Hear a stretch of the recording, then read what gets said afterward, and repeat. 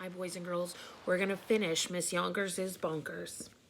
And you'll never believe who showed up at that very moment. It was Dr. Carble, the president of the Board of Education. Oh, snap. Klutz!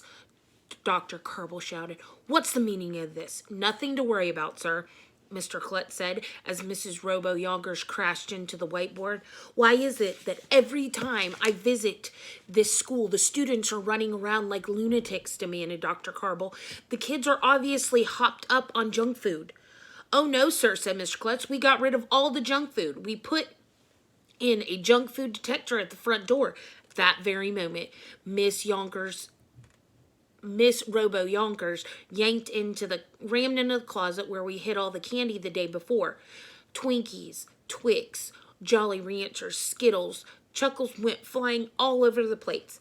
Klutz! Yelled Mr. Carble. What's the meaning of this? I thought you got rid of all the junk food.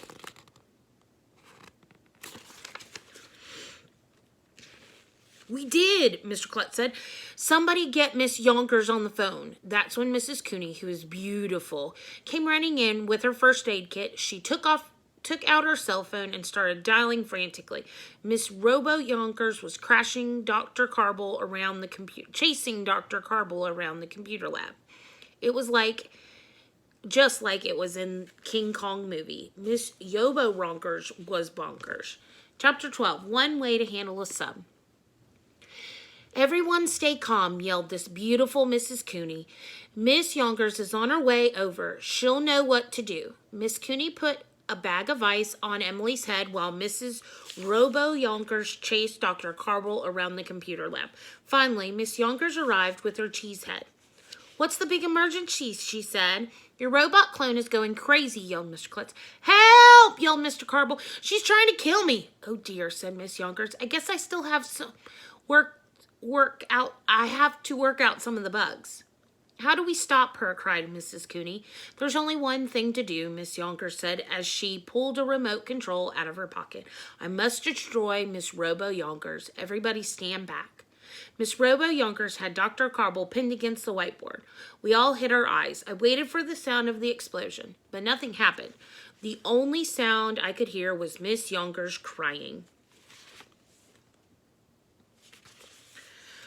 I can't do it, Miss Yonkers sobbed as she handed the remote control to Mrs. Cooney. Here, you do it. Push the button marked self-destruction. Dr. Carble crawled between Miss Robo Yonkers' legs and ran away. Miss Cooney pushed the button 1 second, 2 seconds, 3 seconds. Duck! I shouted. Bam! There was a big explosion. Pieces of Miss Robo Yonker went flying everywhere. Her head landed on top of the flagpole in the corner of the computer lab. I'll be back, the head said.